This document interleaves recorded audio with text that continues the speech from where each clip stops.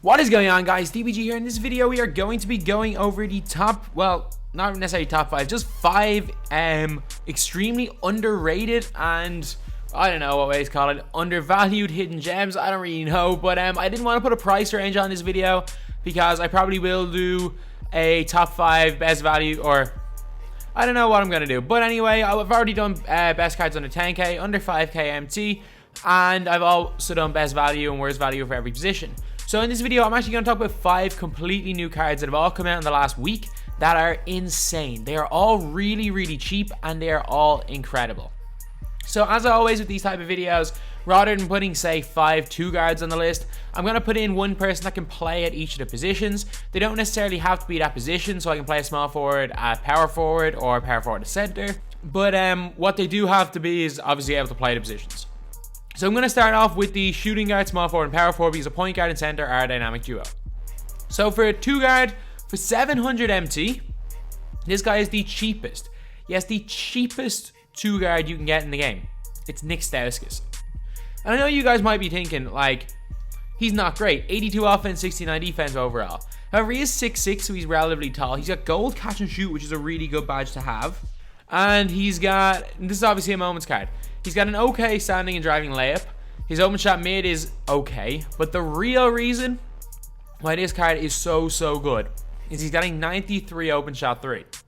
Like, overall his stats aren't great. He's not particularly slow, not fast. Not a good defender. However, for the cheapest possible card, if you're just starting out the game and you want just a 2 guard to spread the floor, you cannot go wrong with Nik Stauskas.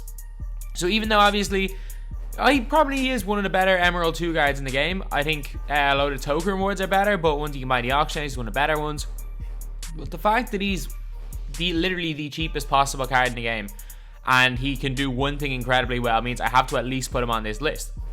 Especially because I haven't seen many people talking about him, and he is just a hidden gem in this game. He is so good.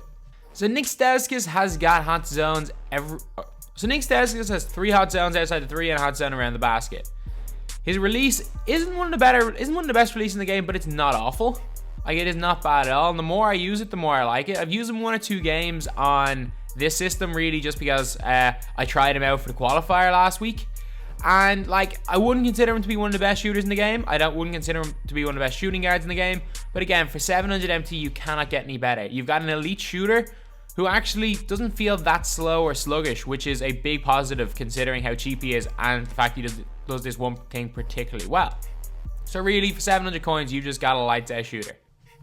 And the small forward position is a 2 guard, and it's a guy I made a video on yesterday, and it's a guy I've still yet to come up against, and it's Rolando Blackmon. So Blackmon is I picked him up earlier today because I've been using him on PC. I picked him up on PS4 for like 3.9k MT, but most of the time he goes for somewhere between 4.5 and 5.5k MT. 91 offense, 89 defense overall. He's got 5 gold badges, mid-range Jedi, relentless finisher, difficult shots, tireless score, and acrobat, which are really good. He's got a 90 driving layup, which is great, good standing layup, insane shot mid, and his fadeaway midi is unbelievable. Good shot 3. Off the dribble, shot 3 is not the best, but when he's wide open, he is money. 84 shot 3 is really good. He's got a driving of 70 and a tendency of 75. Like, he'll dunk on fast breaks, that's really about it. However, 86 ball control is huge. So he can literally play 1 through 3 and do that really well. Passing stats are not the best.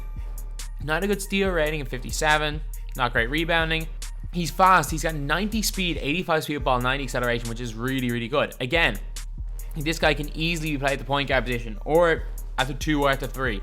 I prefer using him at the wing, but he can definitely be used as a point guard or even as a primary ball handler if you want to play him in a different position. But he's got 88 lateral quickness as well.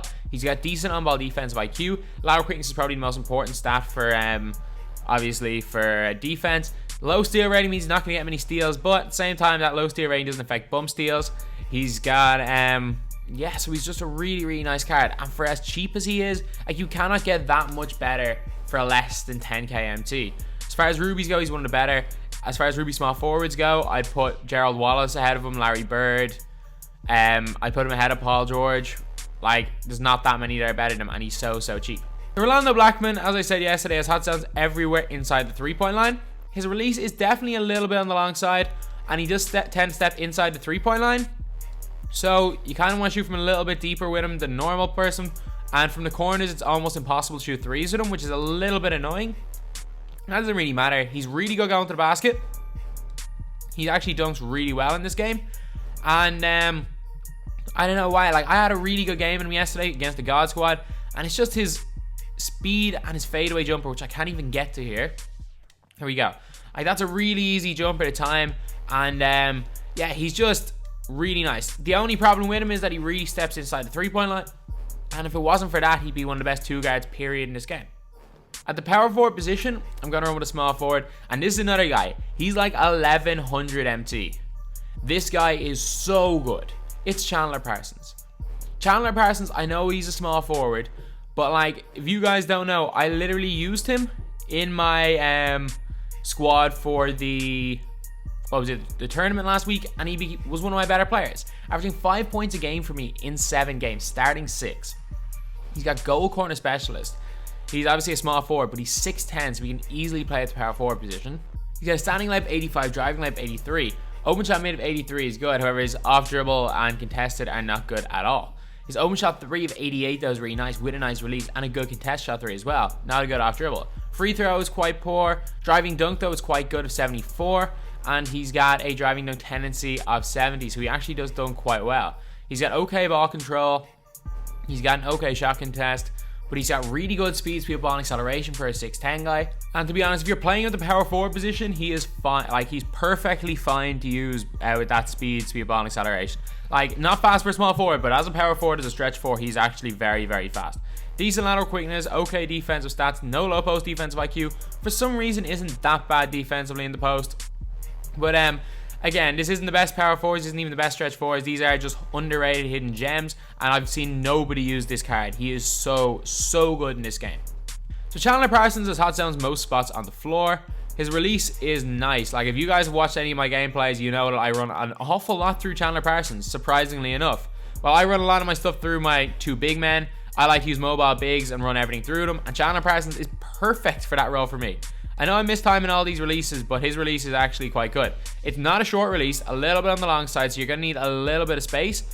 But he's got a high enough contested shot 3 that he'll be able to hit it anyway. Mid-range shot is okay, I guess.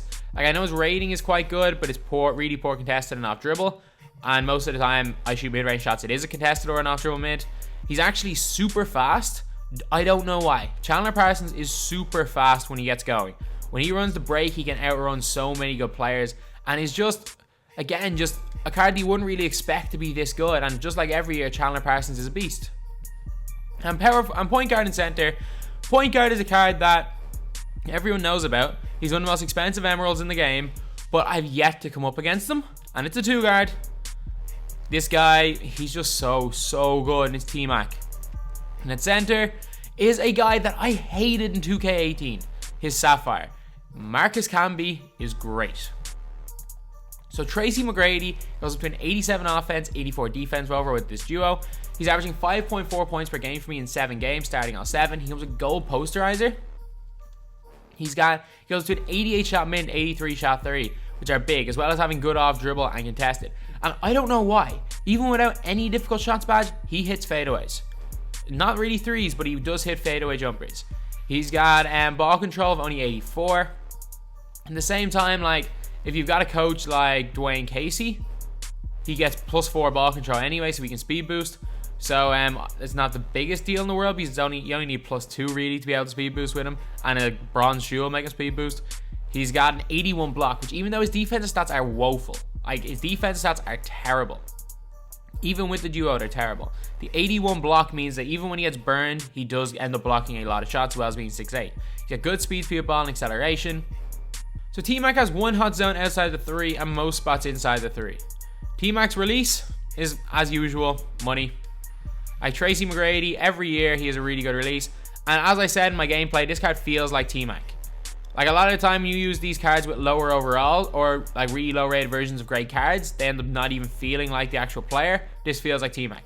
The fadeaway jumper is so nice. He doesn't even need, his release is so nice, he doesn't even need goal difficult shots, and he can still comfortably get that shot off and easily green them. I know I'm just greening them a shoot around now, but if you watch my T-Mac gameplay, I'm fairly sure he dropped nearly 40, or maybe he dropped more than 40. But a lot of it were shooting fadeaway jumpers. He gets it on the break. You don't need to worry about pulling up for fades. They're going to go in more often than not, even without them difficult shot badges. But yeah, T-Mac is just...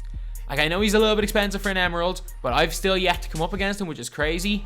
And he is easily a top 10 2-guard in the game. And is obviously not top 10 in price. So great value, and in my opinion, underrated card. And then Marcus Camby. So Camby is 6'11".